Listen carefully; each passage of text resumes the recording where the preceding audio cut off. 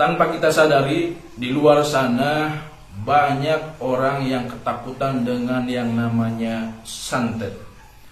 Padahal santet itu terjadi karena pikiran-pikirannya juga yang merespon itu semua. Dianya negatif, otomatis sampai dan meresap ke dalam jiwanya. Pikirannya kena, hatinya kena, batinnya kena, auranya hilang, gitu. Negatif semua. Karena pikiran dan hatinya negatif. Ya. Keimanannya luntur, bahkan hilang.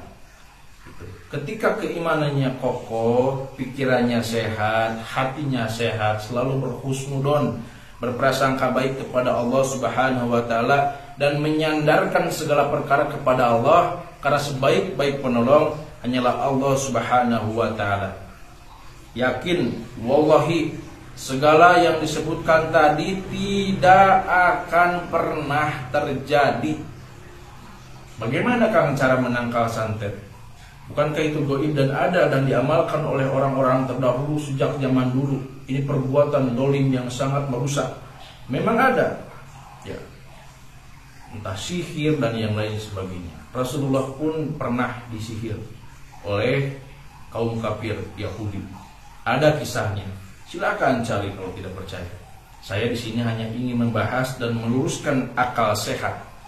Karena yang namanya santet, sihir dan yang lain sebagainya itu terjadi karena diri kita juga, karena pikiran kita juga. Pikiran itu dominan dan bisa merusak segalanya, dan bisa memancing segalanya, bisa memperbaiki segalanya. Itu lewat pikiran.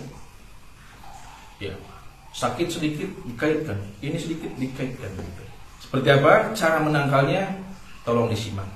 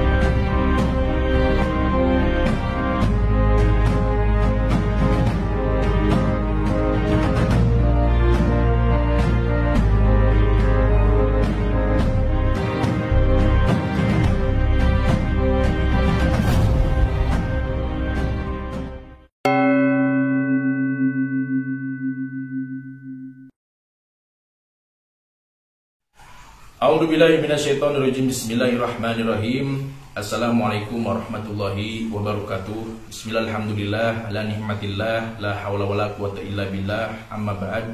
Sedulur dimanapun kalian berada, semoga kalian semuanya sehat selalu, sehat pikirannya, sehat hatinya, dan selalu memiliki niat-niat yang baik untuk kedepannya. Berkah, alhamdulillah, sedulur semuanya. Di kesempatan kali ini saya ingin coba berbicara mengenai hal yang dibicarakan, mengenai hal yang dipikirkan oleh banyak orang, ya. Terutama masalah penyakit kiriman. Kiriman. Yang dikirim pulsa, kuota, transfer uang atau makanan kan barokah jika dipergunakan untuk kebaikan gitu. Ngirimnya santet, sihir untuk apa? Ya. Padahal di Al-Quran juga diterangkan bahwa tindakan yang kita tanam itu akan kita panen juga. Menanam baik, hasilnya baik. Menanam keburukan, hasilnya keburukan. Sesungguhnya kita menanam kebaikan itu untuk kita juga nanti. Menanam keburukan sama halnya untuk kita nantinya. Ya, ini konsep perputaran dan akan terjadi. Wallahi akan terjadi. Ketika kita berbuat keburukan, maka hasilnya pun keburukan. Baik, saya akan sedikit membahas masalah santet. Ya, santet itu banyak ragam dan macamnya, tapi tidak harus diterangkan semuanya. Ini berbelit-belit, udah ke intinya aja. Intinya, jika kita tidak mau terkena dengan hal-hal penyakit batin yang dikirim oleh orang lain, walaupun itu terjadi gitu, cuman kan Allah tetap, ya, sebaik-baik penolong hanya Allah Subhanahu wa taala. Setiap kesembuhan, jika Allah meridhoi sembuh, maka sembuh gitu.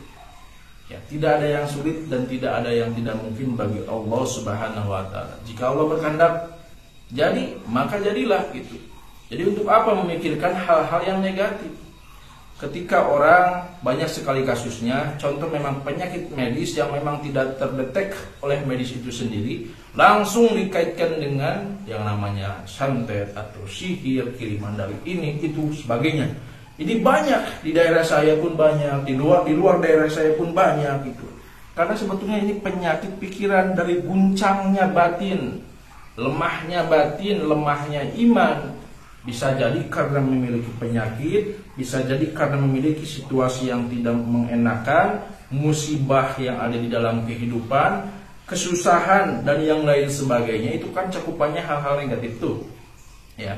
Hal-hal keburukan bagi kita sebagai manusia, tapi bagi Allah kan belum tentu. Ada penyakit, ada musibah. Bagi kita ini keburukan, tapi bagi Allah belum tentu. Jadi kuncinya sabar dan syukur. Nah, udahlah, balik lagi. Ini sebetulnya penyakit yang diciptakan oleh kita juga, karena kita yang memancing itu semua. Ya. Adapun orang yang berbuat santet, sihir, guna-guna dan yang lain sebagainya, kadang-kadang di daerah lain bahasanya beda lagi gitu. Memang ada, ini kan hal gaib. Ada, Rasulullah pun kan pernah mengalami hal yang seperti itu. Ya, dan ada penangkalnya dan sangat mudah. Bagi umat Islam ini perkara sederhana, tidak perlu dibesar-besarkan, tidak perlu ditakuti. Selama pikiran kita sehat, kuat, kokoh, aura kita memang selalu positif, memikirkan hal-hal yang positif, berhusnudzon kepada Allah, berprasangka baik kepada Allah, hati kita kuat, mental kita kuat, itu semuanya tidak akan terjadi. Itu karena pikiran kita negatif, aura kita negatif, ya, kebatinan kita negatif. Bagaimana cara mempositifkan itu semua? Ya tentunya dengan ibadah. Ya, zikir petang, zikir sore, sama aja gitu. Intinya gini, kita selalu melaksanakan zikir di kala subuh. Ya, sebelum subuh, sesudah subuh, ya, lakukan. Pas maghrib sama. Subuh dan maghrib, maghrib dan subuh, subuh dan maghrib. Luangkanlah minim di dua itu, amalkan. Gitu.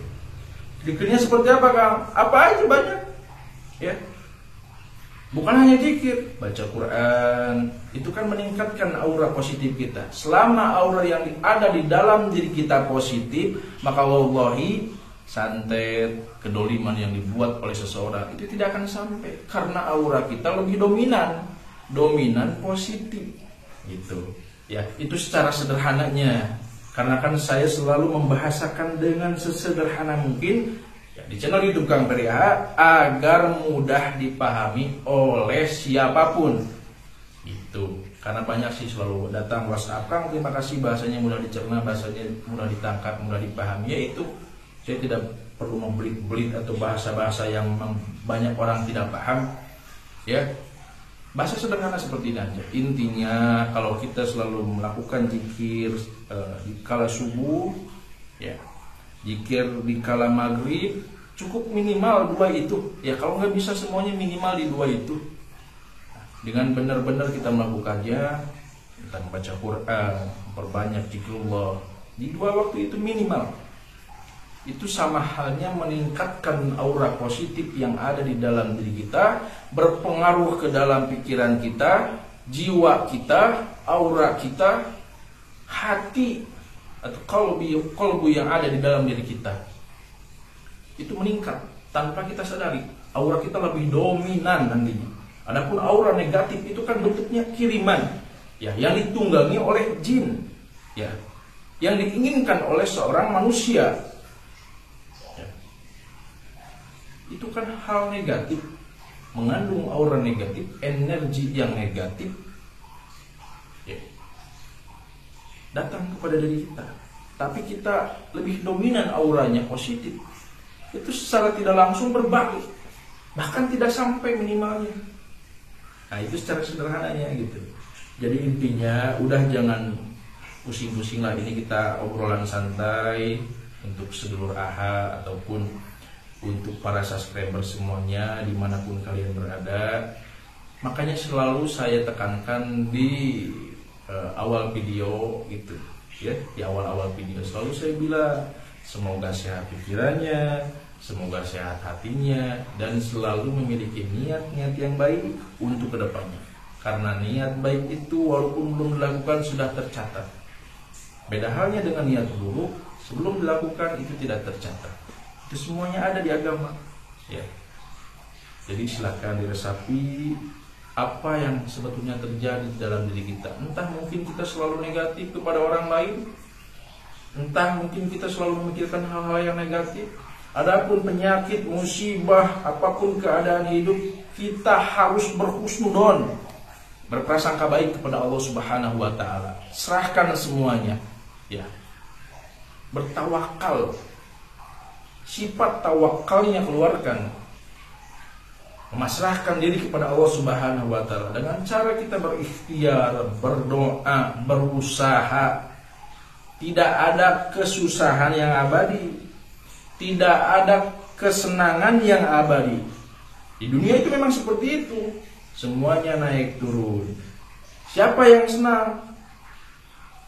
Dialah orang yang selalu bersyukur di dalam kehidupannya, mensyukuri nikmat apa yang ada di dalam dirinya.